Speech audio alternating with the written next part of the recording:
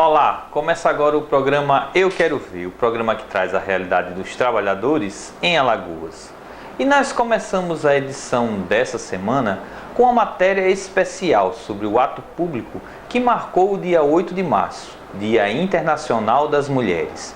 Neste dia, milhares de mulheres se reuniram no centro da cidade e saíram em caminhada contra os retrocessos e a retirada de direitos da classe trabalhadora. Acompanhe conosco.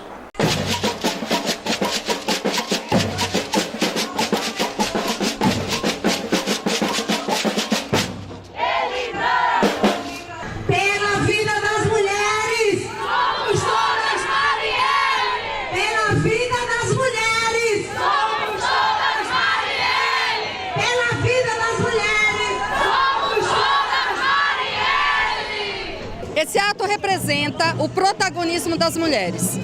Nós vemos que todos os anos as mulheres puxam os principais atos de rua e conduzem as pautas de luta das trabalhadoras e dos trabalhadores. Então esse é o primeiro grande ato do ano contra a reforma da Previdência e é protagonizado pelas mulheres. Hoje, esse 8 de março tem um sentido muito especial, não só no sentido da pauta das mulheres, no combate à violência das mulheres, a denúncia da reforma da Previdência, a denúncia da paralisação da reforma agrária, mas esse 8 de março também é um marco contra o governo que está aí, o governo que tem retirado direitos, que tem feito desmonte do Estado brasileiro, um governo fascista, ultra neoliberal, que não tem nenhum compromisso nem comprometimento com o povo. Então, o 8 de março tem sido isso, a unidade da mulher do campo, da mulher com a cidade, para dizer, olha, basta de violência. E nós entendemos as diversas formas de violência. É a violência de companheiros, de homens que matam, que assassinam as mulheres, mas também é a violência do Estado. Todo o povo brasileiro que não conseguirão se aposentar, seja mulher, seja homem, irão a vida inteira para uma previdência que nunca alcançarão. Uma das principais pautas que constrói esses atos praticamente em todas as capitais do Brasil está acontecendo é a proposta de reforma da Previdência. É o desmonte da Previdência Social, e aí a Previdência Social é uma das políticas mais importantes, tanto para a economia dos pequenos municípios, quanto também para os trabalhadores, em especial aos trabalhadores do campo. A política de previdência social é quem garante a produção de alimentos saudáveis. E para nós, essa reforma é uma reforma injusta, seletiva e machista. Machista porque atinge em cheio as mulheres trabalhadoras e também atinge em cheio os mais pobres do nosso país. Abre aulas que as mulheres vão passar. Abre aulas que as mulheres vão passar. Com essa marcha, muita coisa vai mudar. Eu sou da luta, não posso negar. Abre alas que as mulheres vão passar. Abre alas que as mulheres vão passar. Vencer o governo Bolsonaro para dizer não à reforma da Previdência que assassina as mulheres e os trabalhadores na periferia. O governo Bolsonaro quer que o pobre sobreviva com R$400. E aí não dá, a gente vai continuar na rua resistindo e dizendo que ele não, ele nunca e ele jamais.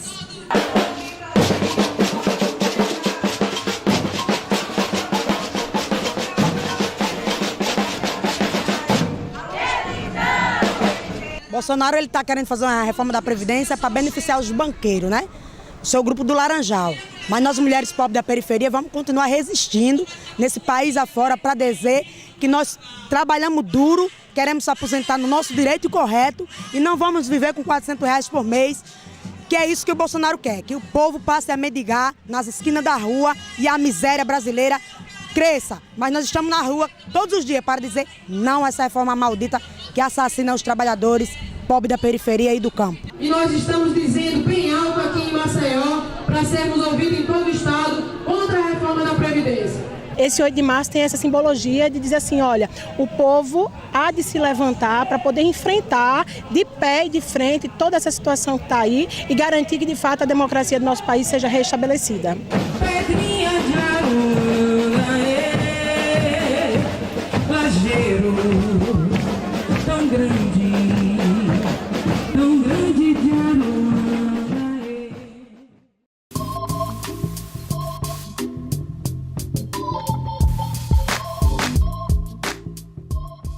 Nossa equipe conversou com a presidente da CUT, Hilda Alves, e com a diretora da CUT Alagoas, Hélida Miranda, que fizeram um balanço sobre a mobilização e o ato público que marcou o 8 de março, Dia Internacional das Mulheres. Pela vida das mulheres! Somos todas Marielle! Pela vida das mulheres! Somos todas Marielle! 8 de março aqui no estado de Alagoas nós tivemos uma grande ação entre o campo e a cidade, onde nós mulheres, né, de todo o estado, a gente participou, né. Foi um 8 de março diferente dos outros, até pelo o momento conjuntural que estamos vivendo no nosso país, e trouxemos esse ano, né, para as ruas do estado de Alagoas e do Brasil a reforma da Previdência, né, que traz realmente prejuízo para toda a classe trabalhadora, em especial as mulheres, por entender que foram conquistas valiosas, né? O que nós já conquistamos na pauta das mulheres com relação à Previdência, principalmente o que trata a questão da idade mínima das mulheres, e aí com a reforma da Previdência a gente vê que isso a gente perde, a gente começa a igualar a idade da mulher e homem, não levando em consideração toda a luta e a história já das mulheres.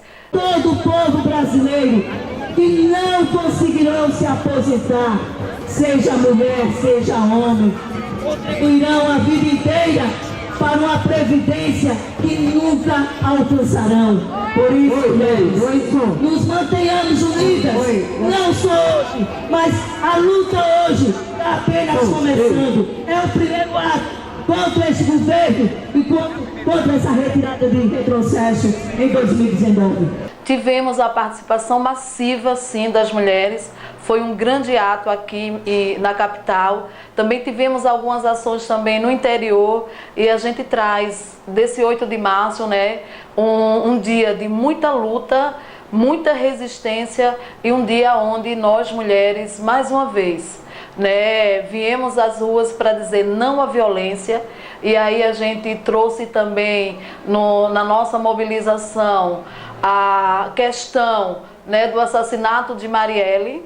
Quantas mulheres já foram mortas, caladas, por defender, né, a pauta das mulheres e por defender os direitos da minoria. Então, assim, o 8 de março ele é um macro para nós mulheres. E esse ano, realmente, ele foi diferente porque nós conseguimos trazer várias bandeiras de luta e focando na reforma da Previdência e também na questão da violência contra as mulheres, né, o feminicídio no nosso país. Nos 4 cantos do Brasil, o 8 de março também puxou a bandeira de Lula livre, por entender que também esse momento e esse ataque à democracia, enquanto Lula estiver preso, sendo preso político, a democracia também no nosso país não é restabelecida. Então, o 8 de março também puxou essa bandeira, que é uma bandeira também das mulheres, por entender que foi um governo onde nós mulheres, né, a pauta das mulheres foi valorizada e a gente teve várias conquistas. O 8 de março foi um momento muito importante, né? Foi um momento em que a gente deu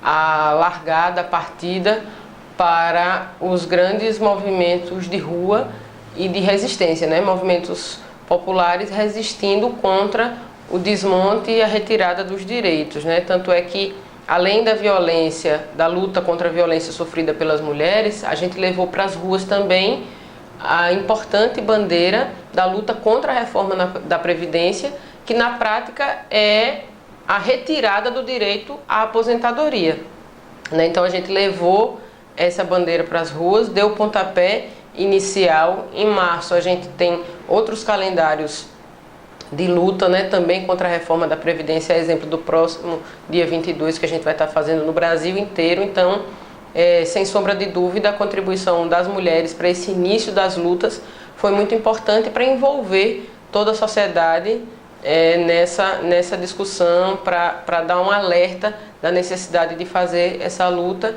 e preservar esse direito à aposentadoria, que é tão importante, e junto com ele todos os outros direitos, né? Então, foi muito interessante. A gente caminhou num percurso bastante diferente, indo até a Orla Lagunar e também colocando o olhar, né, lançando atenção para aquele trecho da cidade que é tão esquecido, que é tão abandonado pelo poder público, e nós sentimos, né, a acolhida da população. Foi um ato muito participativo, foi enorme, né? Se juntou realmente o campo e a cidade, mulheres do campo, mulheres urbanas, fazendo uma grande caminhada, um grande grito que vai fortalecer o 2019 de muitas lutas.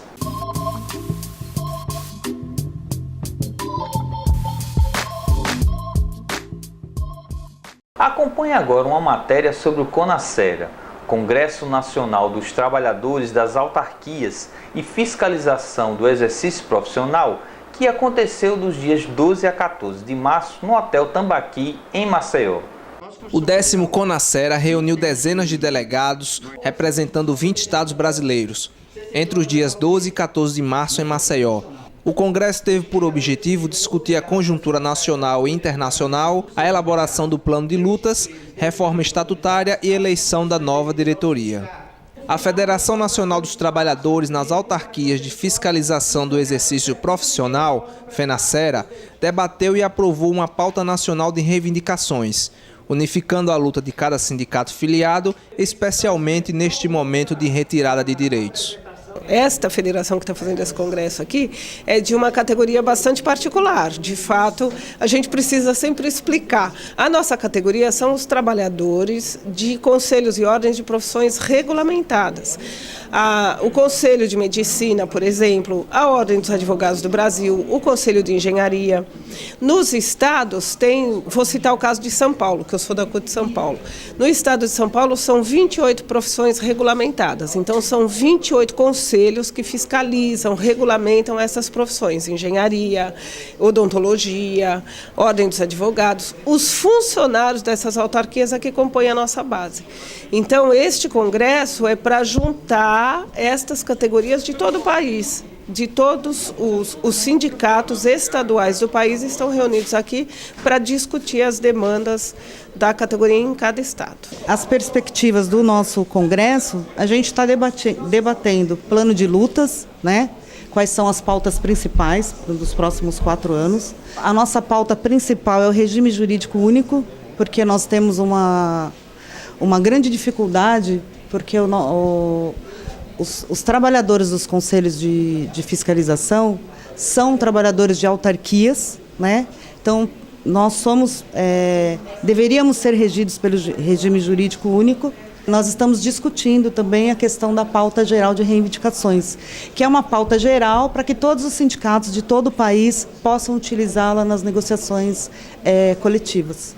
Essa é uma categoria de luta combativa e que a CUT sempre prestou o seu apoio e continuará prestando. É uma categoria humilhada e perseguida. São servidores de conselhos que não têm o seu regime definido, ora vivem o pior da CLT, ora vivem o pior do RJU. E essa incerteza faz com que eles sofram assédio morais, sejam perseguidos, sofram assédio sexual, sejam demitidos sem direitos e muitas vezes não há quem recorrer. Por isso, a CUT tem acompanhado o Congresso da FENASERA com um olhar muito atento, porque essa categoria é tão importante como qualquer outra da classe trabalhadora. Por isso, a CUT está junto de todos os servidores de conselhos e ordens. Além das pautas específicas da categoria, a 10ª edição do CONASERA discutiu a reforma da Previdência e seus efeitos maléficos para toda a classe trabalhadora. A Previdência no Brasil era um sistema de previdência social, solidário. Uma parte do financiamento da Previdência, que era uma arrecadação que era para atender às necessidades sociais do sistema, já foi retirada em programas de contingência econômica de vários governos. Com o desemprego do jeito que está, dentro de uma crise, quando a gente atinge o nível de desemprego que se encontra hoje no Brasil, é ainda mais perverso você falar em financiamento da Previdência, porque quanto menos emprego, menos contribuição para o sistema. Então, joga-se nas costas do trabalhador a fatura e o que é pior, a gente está tirando a única forma de financiamento real do sistema previdenciário, que é os salários, é o pleno emprego. Então, a proposta da CUT é que, pelo menos, enquanto se falar em crise no Brasil, enquanto tiver instituída a crise, não se fizesse a reforma. Porque dentro da crise, a gente sempre vai ter um índice de desemprego que compromete a arrecadação. É o inverso do que se fala. Há uma manipulação dos números, mas também há uma distorção do que representa a Previdência. Hoje, a Previdência, como o próprio nome dela já diz, é social, ela é solidária. Ou seja, o trabalhador da ativa paga a Previdência daquele que está aposentado, enquanto o trabalhador inativo recebe esse benefício. A Previdência não é apenas a aposentadoria, mas ela também é os benefícios de auxílio-doença, dentre outros. E essa distorção é para manipular a população para que não saiba a realidade sobre a Previdência Social. A solução está através da sociedade se mobilizar e começarmos a fiscalizar empresas sonegadoras de tributos, inclusive da Previdência. Não é o trabalhador cortando na própria carne que vai resolver o problema. E sim, nós temos uma sociedade onde protege os mais velhos, protege as crianças e protege o trabalhador.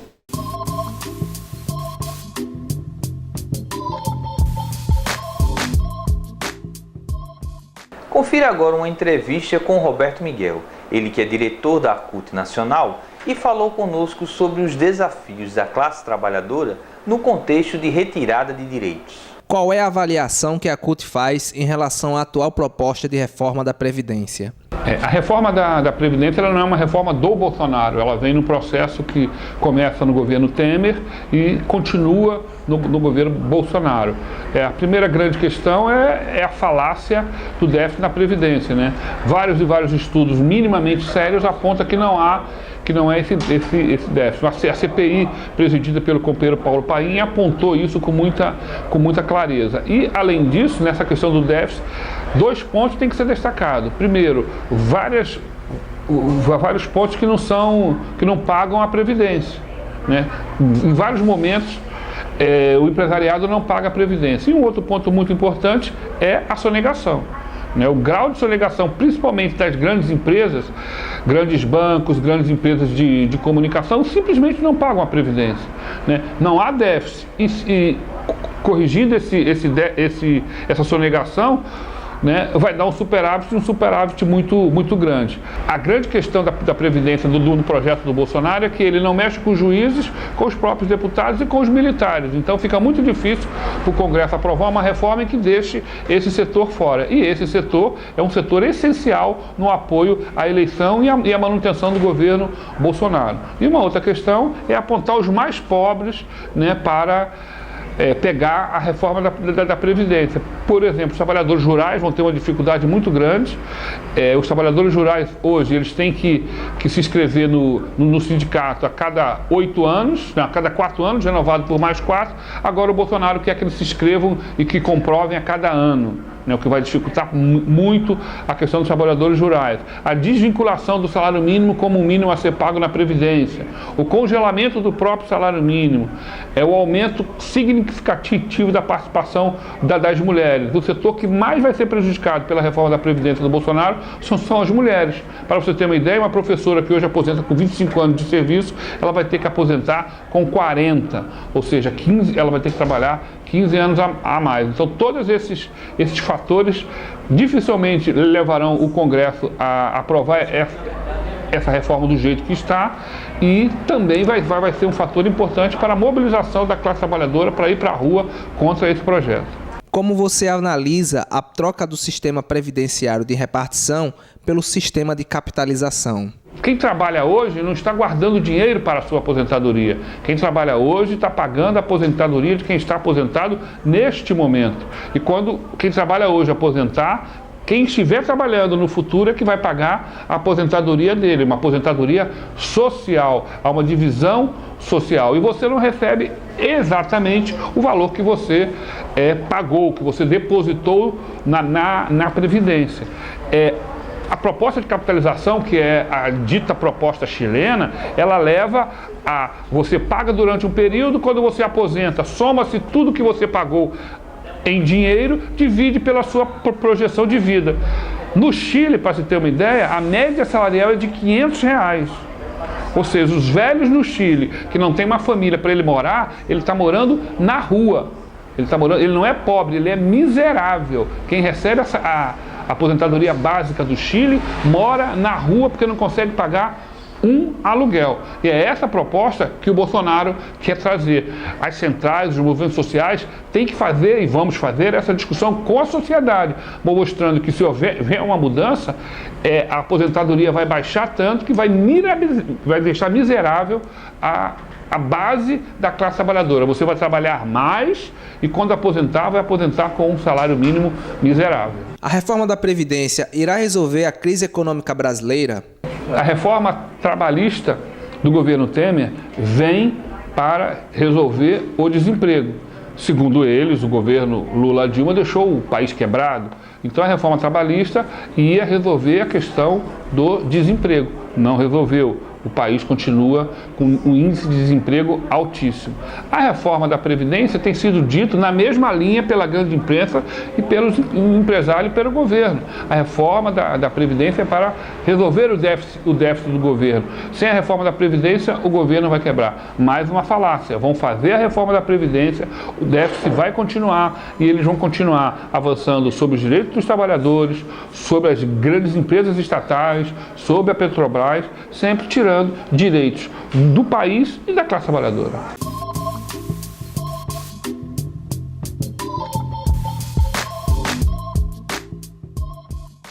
E o programa Eu Quero Ver dessa semana vai ficando por aqui.